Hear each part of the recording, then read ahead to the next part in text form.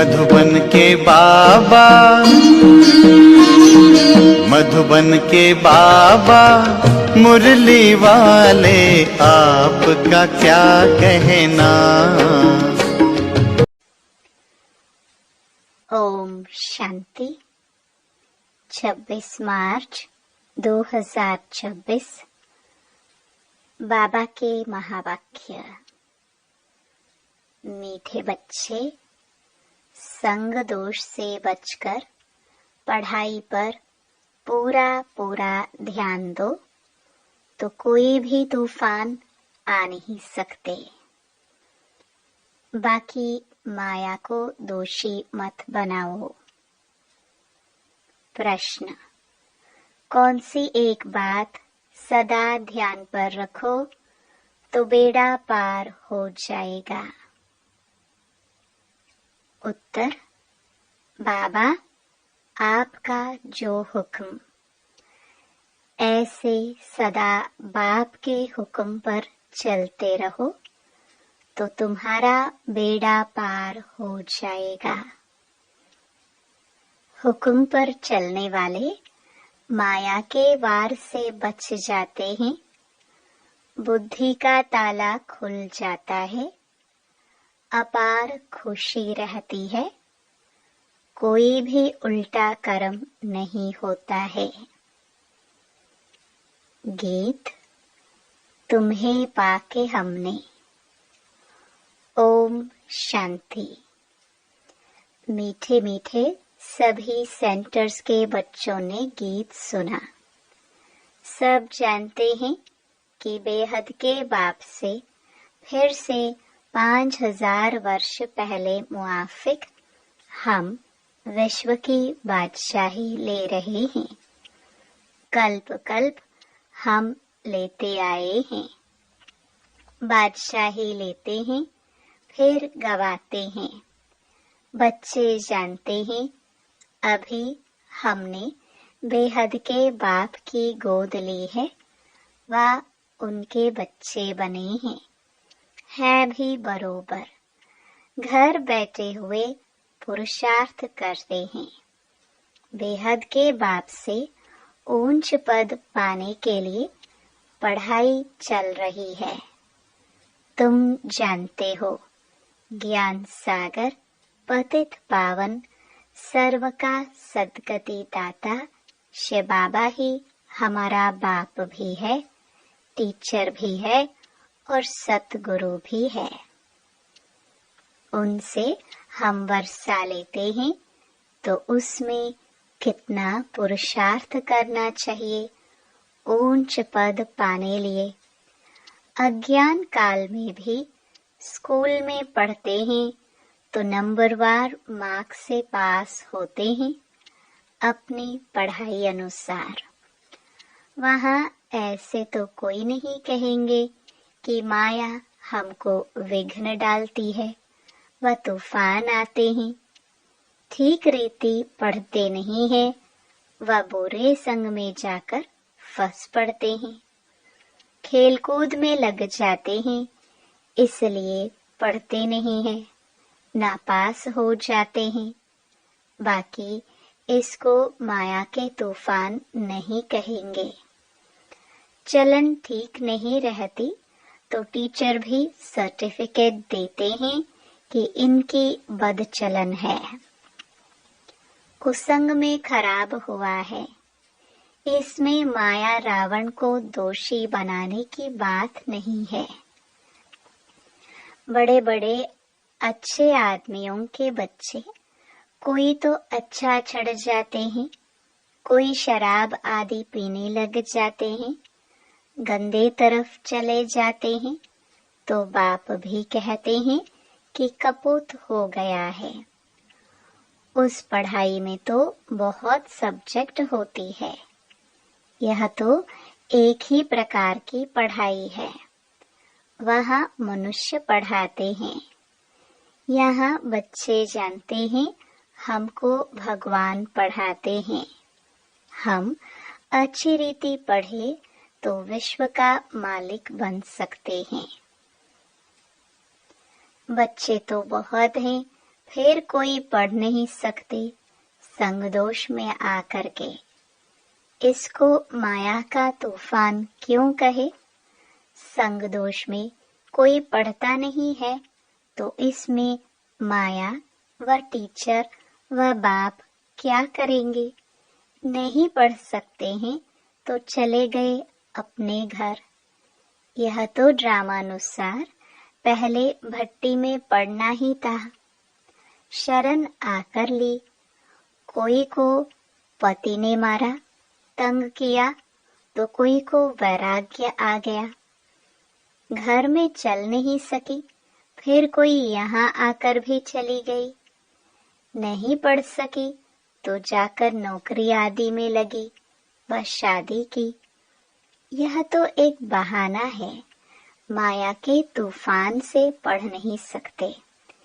यह नहीं समझते कि संग दोष के कारण यह हाल हुआ और हमारे में विकार जबरदस्त हैं। यह क्यों कहते हो कि माया का तूफान लगा तब गिर पड़े? यह तो अपने ऊपर मदार है। बाप, टीचर, सतगुरु की जो शिक्षा मिलती है उस पर चलना चाहिए। नहीं चलते हैं तो कोई खराब संग है व काम का नशा व देह अभिमान का नशा है। सब सेंटर्स वाले जानते हैं कि हम बेहद के बाप से विश्व की बादशाही लेने के लिए पढ़ रहे हैं।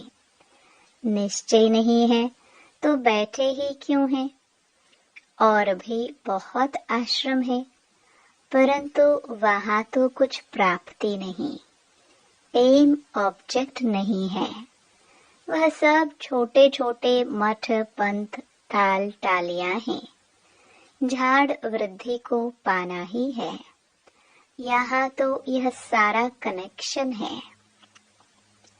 मीठे दैवी झाड़ का जो होगा वह निकल आएगा। सबसे मीठे कौन होंगे? जो सतयुग के महाराजा महारानी बनते हैं। अभी तुम समझते हो जो पहले नंबर में आते हैं उन्होंने जरूर अच्छी पढ़ाई पढ़ी होगी। वही सूर्यवंशी घराने में गए। ऐसे भी हैं गृहस्थ व्यवहार में रहते अर्पणमय जीवन है, बहुत सर्विस कर रहे हैं। फर्क है ना? भल यहाँ भी रहते हैं परंतु पढ़ा नहीं सकते तो और सर्विस में लग जाते हैं। पिछाड़ी में थोड़ा राजाई पद पालेंगे। देखा जाता है बाहर गृहस्थ व्यवहार में रहने वाले बहुत तीखे हो जाते हैं पढ़ने और पढ़ाने में। सभी तो गृहस्थी नहीं है। कन्या व कुमार को गृहस्थी नहीं कहेंगे। और जो वानप्रस्थी हैं वह 60 वर्ष के बाद फिर सब कुछ बच्चों को दे खुद कोई साधु आदि के संग में जाकर रहते हैं। आजकल तो तमो प्रधान है तो मरने तक भी धंधे आदि को छोड़ते नहीं हैं। आगे 60 वर्ष में वानप्रस्थ अवस्था में चले जाते थे। बनारस में जाकर रहते थे। यह तो बच्चों ने समझा है, वापस कोई जा ना सके। सदगति को पा नहीं सकते। बाप ही मुक्ति जीवन मुक्ति दाता है। वह भी सब जीवन मुक्ति को नहीं पाते। कोई तो मुक्ति में चले जाते हैं। अब आदि सनातन देवी देवता धर्म की स्थापना हो रही है। फिर जो जितना पुरुषार्थ करे उनमें भी कुमारियों को अच्छा चांस है। पारलौकिक बाप की वारिस बन जाती हैं। यहाँ तो सब बच्चे बाप से वर्षा लेने के हकदार हैं। वहाँ तो बच्चियों को वर्षा नहीं मिलता। बच्चों को लालच रहती है। भल ऐसे भी हैं जो समझते हैं कि ये भी वर्षा मिलेगा, वो भी लेवे, उनको क्यों छोड़े। दोनों तरफ पढ़ते हैं, ऐसे किस्म किस्म के हैं। अब यह तो समझते हैं, अच्छा जो पढ़ते हैं वह ऊंच पद पा लेते हैं, प्रजा में बहुत साहूकार बन जाते हैं। यहाँ रहने वालों को अंदर ही रहना पड़ता है, दास दासियां बन जाते हैं। फिर त्रेता के अंत में 3, 4, 5 जन्म करके राजाई पद मिलेगा। उनसे तो वह साहूकार अच्छे हैं जो सतयुग से लेकर उन्हों की साहूकारी कायम रहती है। गृहस्थ व्यवहार में रहकर साहूकारी पद क्यों नहीं लेना चाहिए। कोशिश करते हैं हम राजाई पद पाए, परंतु अगर खिसक पड़ते हैं तो प्रजा में अच्छा पद पाने का पुरुषार्थ करना चाहिए। वह भी तो ऊंच पद हुआ ना। यहाँ रहने वालों से बाहर रहने वाले बहुत ऊंच पद पा सकते हैं। सारा मदार पुरुषार्थ पर है, पुरुषार्थ कभी छिप नहीं सकता। प्रजा में जो बड़े ते बड़ा साहूकार बनेगा वह भी छिपा नहीं रहेगा। ऐसे नहीं कि बाहर वालों को कोई कम पद मिलता है। पिछाड़ी में राजाई पद पाना अच्छा, वह प्रजा में शुरू से लेकर ऊंच पद पाना अच्छा। गृहस्थ व्यवहार में रहने वालों को इतने माया के तूफान नहीं आते हैं। यहाँ वालों को तूफान बहुत आते हैं, हिम्मत करते हैं। हम शिव बाबा की शरण में बैठे हैं, परंतु संग दोष में पढ़ते नहीं हैं। पिछाड़ी में सब मालूम पड़ जाता है। साक्षात्कार होगा, कौन क्या पद पाएंगे, नंबरवार पढ़ते हैं ना। कोई तो सेंटर्स को आप ही चलाते हैं, कहाँ तो सेंटर चलाने वाले से भी पढ़ने वाले तीखे हो जाते हैं। सारा पुरुषार्थ पर है। ऐसे नहीं कि माया के तूफान आते हैं, नहीं, अपनी चलन ठीक नहीं है, श्रीमत पर नहीं चलते हैं। लौकिक में भी ऐसा होता है, टीचर व माँ बाप की मत पर नहीं चलते। तुम तो ऐसे बाप के बच्चे बने हो जिनको कोई बाप ही नहीं। वहाँ तो बाहर में बहुत जाना पड़ता है। कई बच्चे संग दोष में फंस पड़ते हैं तो नापास हो जाते हैं। ऐसे क्यों कहेंगे माया के तूफान आते हैं? यह अपनी मूर्खता है, डायरेक्शन पर नहीं चलते हैं। ऐसी चलन से नापास हो जाते हैं। बहुतों को लालच रहती है, कोई में क्रोध, कोई में चोरी की आदत। आखिरी में मालूम तो पड़ जाता है फलाने फलाने ऐसी चलन के कारण चले गए। समझा जाता है शूद्र कुल के बन गए। उनको फिर ब्राह्मण नहीं कहेंगे, फिर जाकर शूद्र बन गए। पढ़ाई छोड़ दी, थोड़ा भी ज्ञान सुना तो प्रजा में आ जाएंगे। बड़ा झाड़ है, कहाँ कहाँ से निकल आएंगे। देवी देवता धर्म के और धर्म में कन्वर्ट हो गए होंगे, वह निकल आएंगे। बहुत आएंगे तो सब वंडर खाएंगे। और धर्म वाले भी मुक्ति का वर्षा तो ले सकते हैं ना। यहाँ कोई भी आ सकते हैं। अपने घराने में ऊंच पद पाना होगा तो वह भी आकर लक्ष्य लेकर जाएंगे। बाबा ने तुमको साक्षात्कार कराया था कि वह भी आकर लक्ष्य लेकर जाते हैं। ऐसे नहीं कि यहाँ रहकर ही लक्ष्य में रह सकेंगे। कोई भी धर्म वाला लक्ष्य ले सकता है। लक्ष्य मिलता है, बाप को याद करो, शांति धाम को याद करो, तो अपने धर्म में ऊंच पद पालेंगे। उनको जीवन मुक्ति तो मिलनी नहीं है, न वहां आएंगे, दिल लगेगी नहीं। सच्ची दिल उन्हों की लगती है जो यहाँ के हैं। पिछाड़ी में आत्माएं अपने बाप को तो जान जाए। बहुत सेंटर्स पर ऐसे भी हैं जिनका पढ़ाई पर अटेंशन नहीं है, तो समझा जाता है ऊंच पद नहीं पा सकेंगे। निश्चय हो तो यह नहीं कह सकते कि फुर्सत नहीं है, परंतु तकदीर में नहीं है तो कहते हैं फुर्सत नहीं है। यह काम है, तकदीर में होगा तो दिन रात पुरुषार्थ करने लग पड़ेंगे। चलते चलते संग में भी खराब हो पड़ते हैं। उसको ग्रहचारी भी कह सकते हैं। बृहस्पति की दशा बदलकर मंगल की दशा हो पड़ती है। शायद आगे चलकर उतर जाए। कोई के लिए बाबा कहते हैं राहु की दशा बैठी है। भगवान का भी नहीं मानते हैं, समझते हैं यह ब्रह्मा कहते हैं।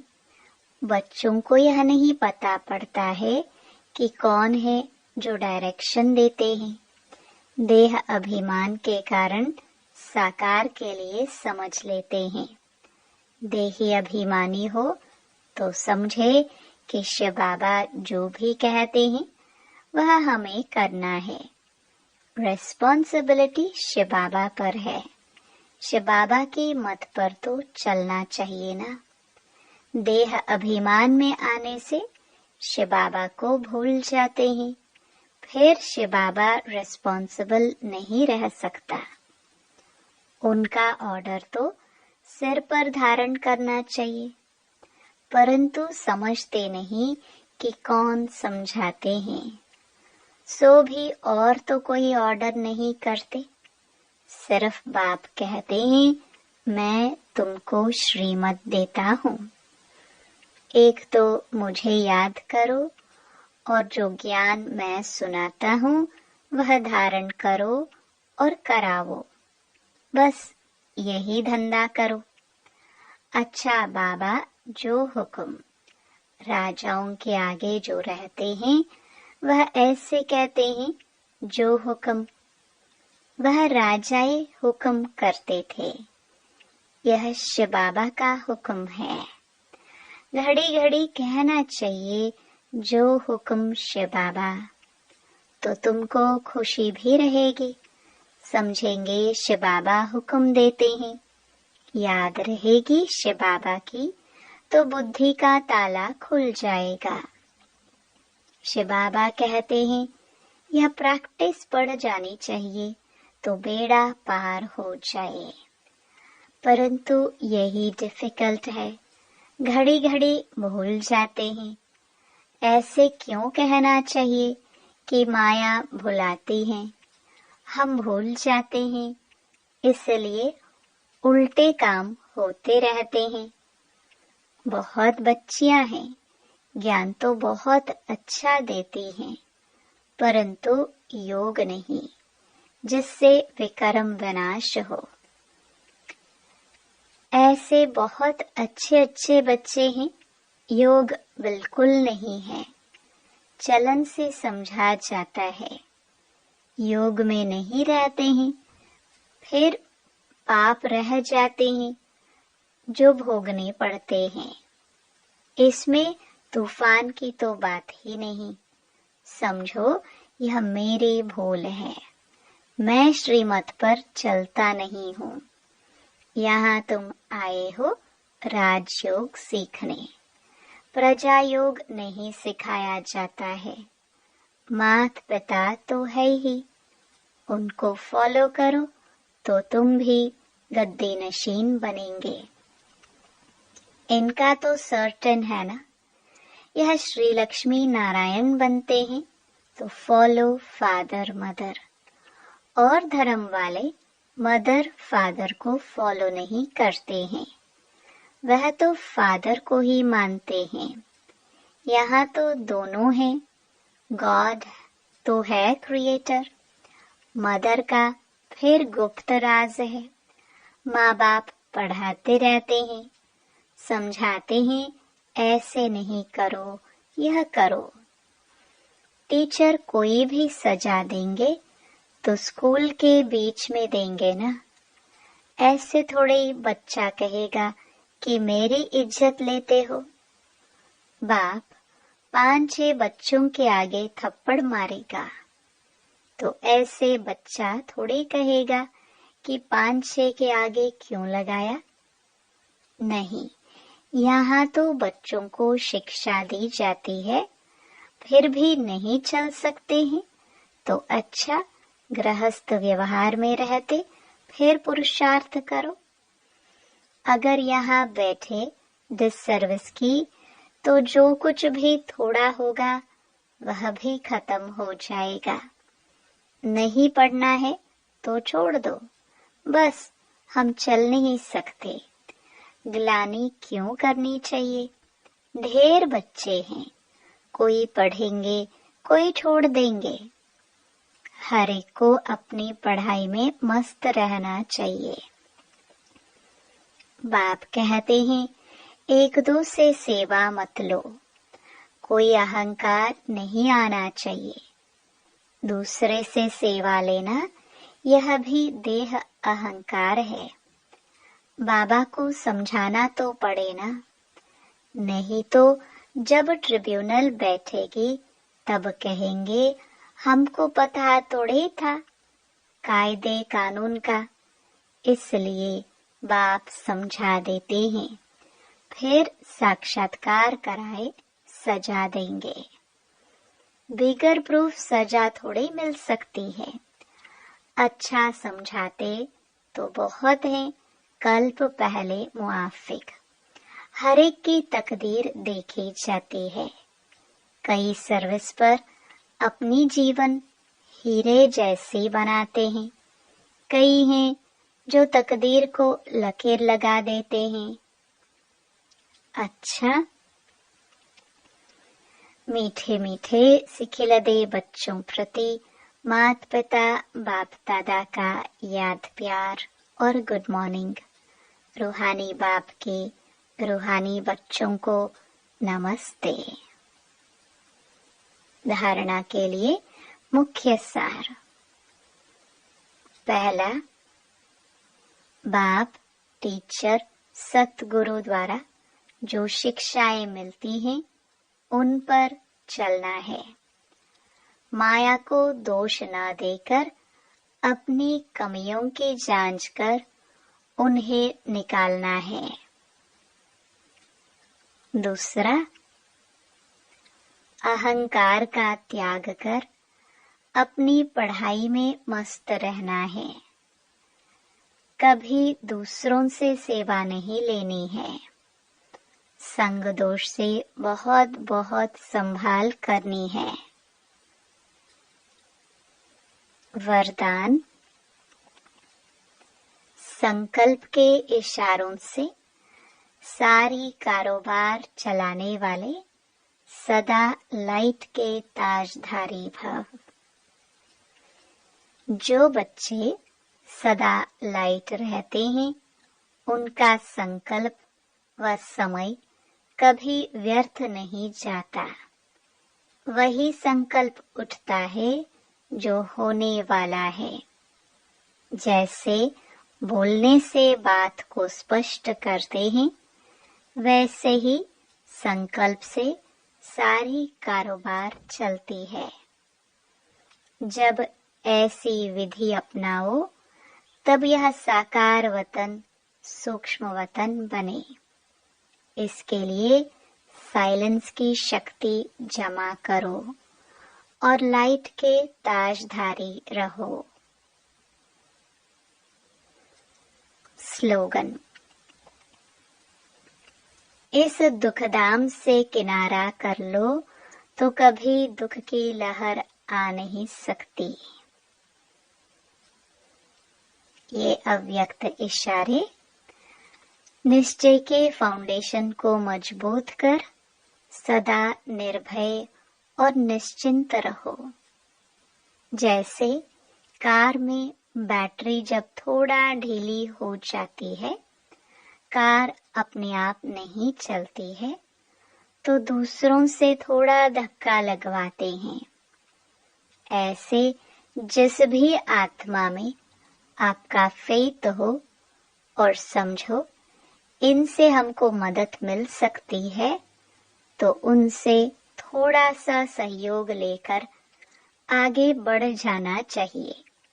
कमजोरी की बात को ज्यादा नहीं सोचना, तब खुशी में आगे बढ़ते जाएंगे। वीडियो अच्छा लगा हो तो लाइक, शेयर एंड सब्सक्राइब जरूर करें ताकि यह ज्ञान औरों तक भी पहुंच सके। ओम शांति।